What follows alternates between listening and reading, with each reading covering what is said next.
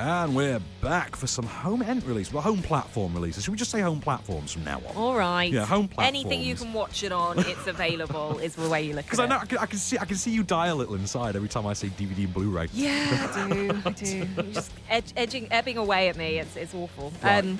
Right, this week, we've got a film we both loved. Oh, this is one of my favourite films of the year. This is a film that just rocked me, just hardcore.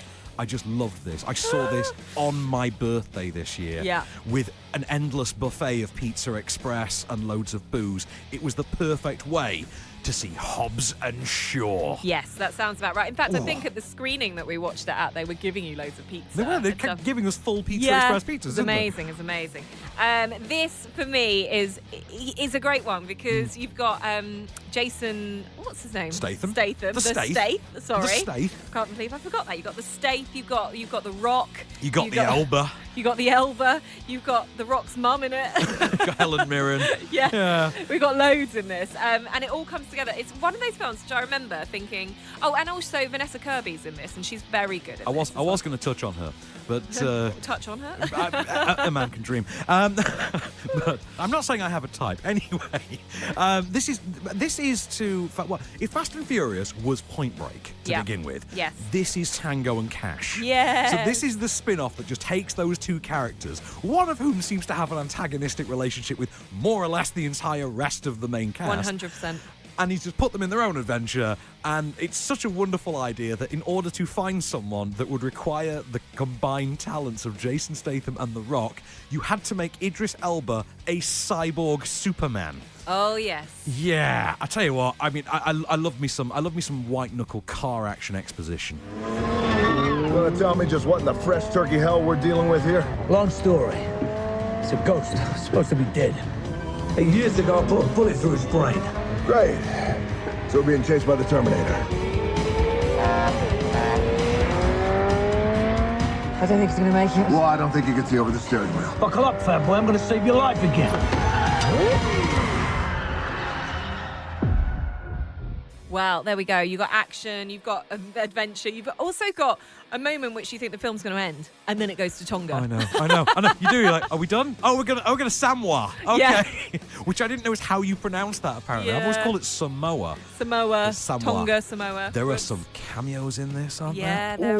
Yeah, there are. Oh. And I loved every moment of that for its silliness. So watch it. It's on every platform available, and it's well worth your time. Can I just point out, because you mentioned monkeys earlier, right? Yeah. If that, in our clip, if you listen to the song in the background, that is Idris Elba's theme song to this movie. I've listened to this soundtrack a billion times. Brilliant. It is called When I Die, Even If I Die, and it includes the brilliant lyrics, I've got a good side, I've got a bad side, I've got a monkey on my back, and I call it Brian. The rest of the lyrics are relevant to the plot, but that specifically is not. Amazing. I think it's incredible. Amazing. Okay, moving on. We've got The Intruder. Oh, this one. I haven't seen it. You tell me. Right. Once a year, Sony puts out a movie, right? Okay. And it is aimed specifically at African-American audiences. And it's basically a sort of trashy 90-minute R-rated thriller. Yeah. This is the one for this year. Okay, usually they star Taraji P. Henson or Idris Elba. This year, it's Michael Ealy. Okay.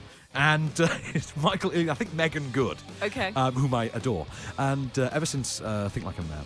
But the premise of this one is Michael Ealy or Ellie, or Ealy, Zara told me it's pronounced the wrong way, apparently, than what I do. They are a young, successful, sexy, professional couple who get this wonderful house in the country that they buy from a recently widowed man played by Dennis Quaid.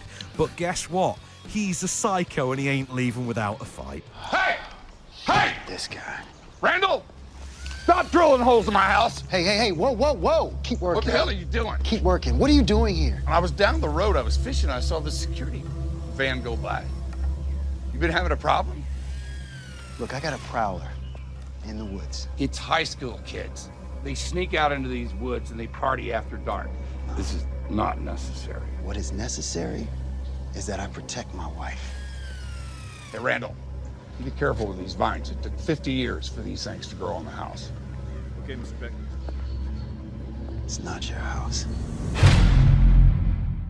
Psycho, ladies and gentlemen. Isn't there a Michael Douglas film that's like this? There's a Michael Douglas one. There's a Sam Jackson one. There's I'm sure there's a Ray Liotta one. Yeah. There's one of these for everyone's done this one. Okay. It's great. It's great to do it, but I mean, How's this stack up? it's a boy. Put it this way, I could show this to my mum and she'd love it. I'd sit there and go, a bit middle of the road, isn't it? Fair It's enough. like you'd watch this on telly, 90-minute. It's perfect for like Sky Cinema. Yeah. Absolutely perfect for that. If you see it on Amazon Prime or something like that, you're absolutely going to watch it. As I said, this is hitting home platforms this week. Whether or not, I think it is premium VOD. Okay. So you won't be able to just put it on Netflix as yet, I don't think. Probably not. Probably for the best, to be honest. But, it's a disposable watch. You will watch it and you'll think, that was fine. That's fine. Yeah. But, Oh, good.